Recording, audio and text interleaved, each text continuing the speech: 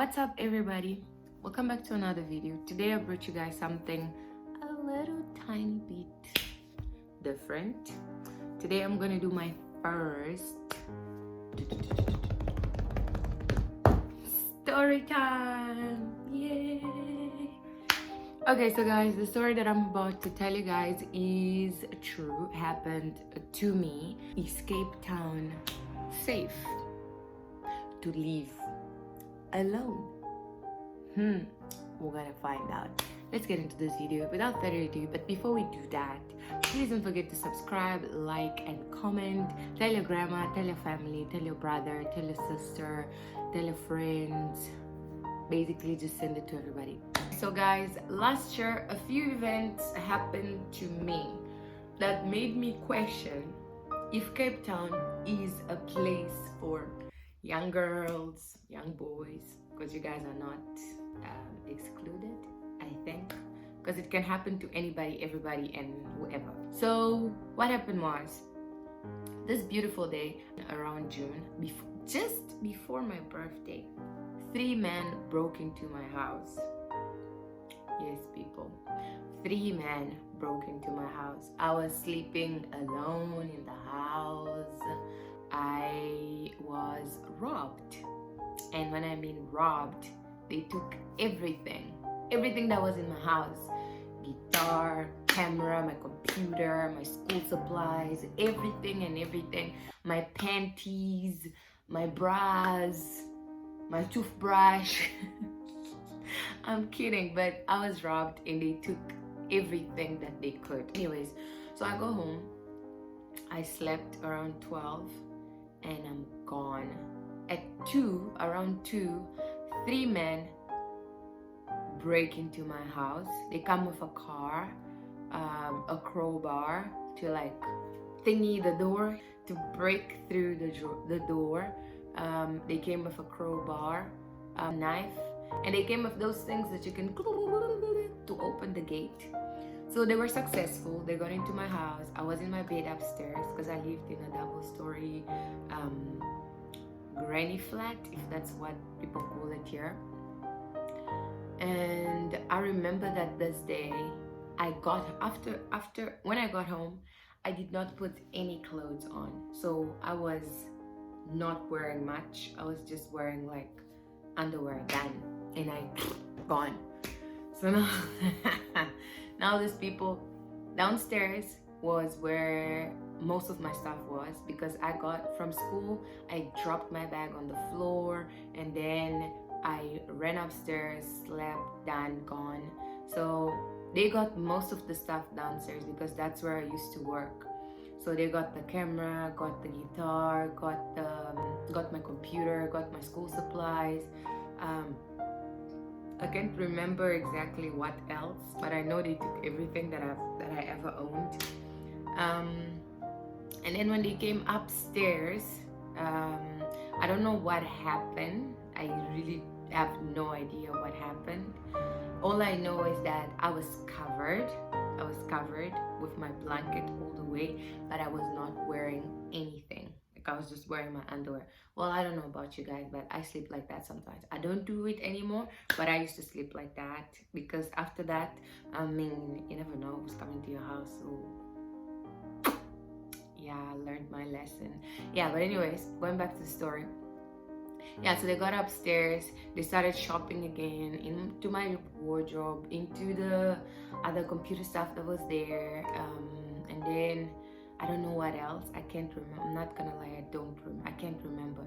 And then everything was caught on camera, because in the house that I lived, the landlady had like a camera set right in front of my door. Like, we could see the faces of those people. We saw the faces of the 3 of them. We saw we saw the faces, we saw the car, we saw the number plate, and we took all of that to the police. The police apparently went to the place, and when he got back to me, he just told me that he couldn't find them. That's what he said. But up to this day, I just feel like they divided the things. I'm not sure.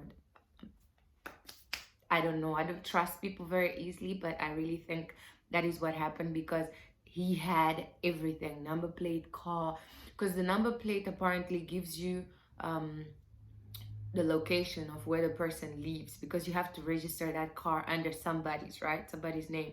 And yeah, but I don't want to be too judgy. And if that wasn't enough, I'm going to tell you guys about this event that happened shortly after I got robbed at home. So this day I go to the ATM because I didn't have any money for transport. Stupid me. Didn't have any money for transport. So I go to the ATM to withdraw cash. I go there and this man, fully clothed, he was wearing really fancy clothes, like a very nice black jacket. He was like a big guy, old, like in his 40s, 50s, I would say.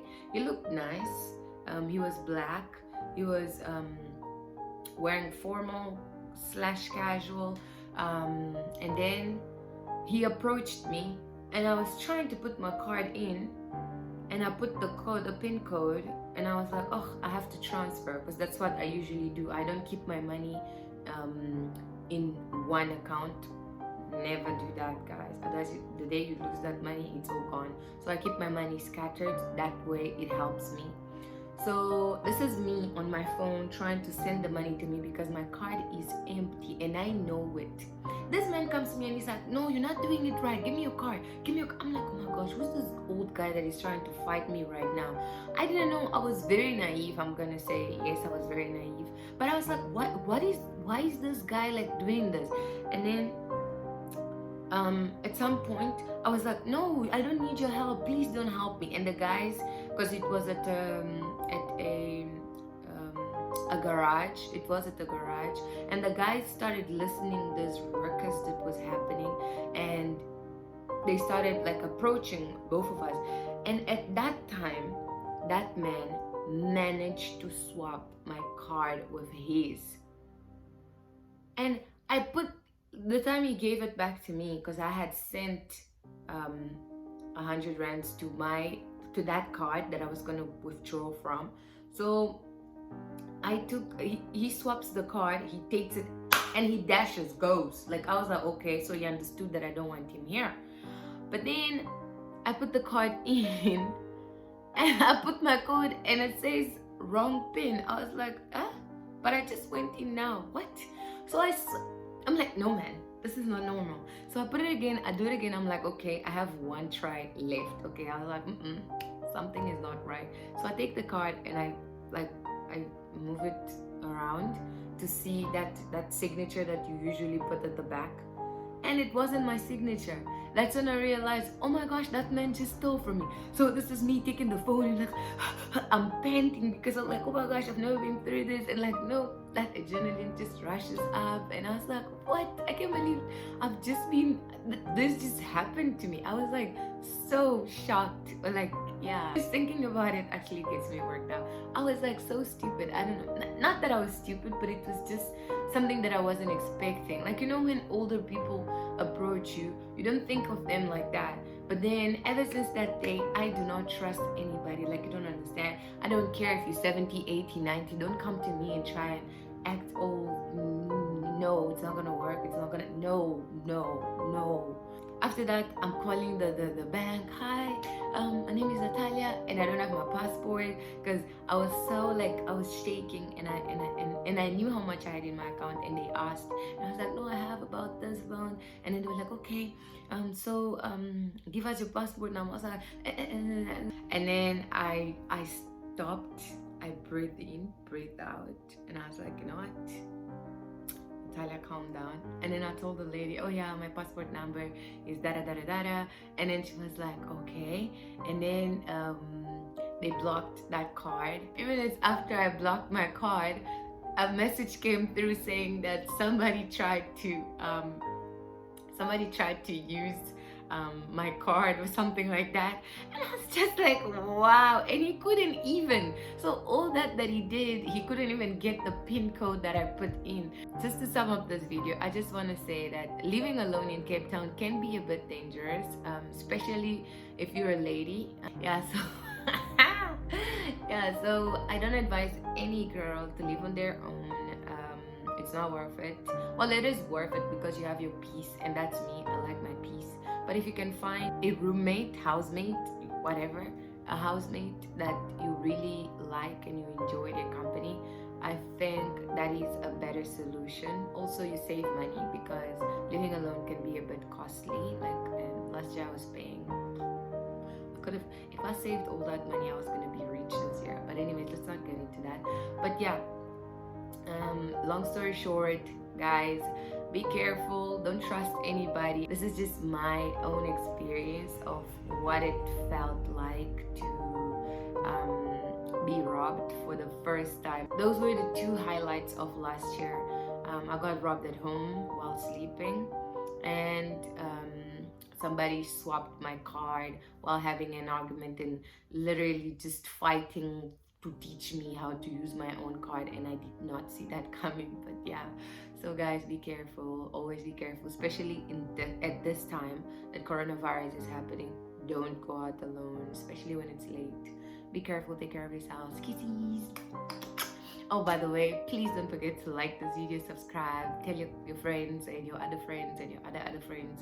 And to share, you just click on that share thingy and you put it on your WhatsApp and more people can watch it. Thank you. And it also creates awareness. Bye.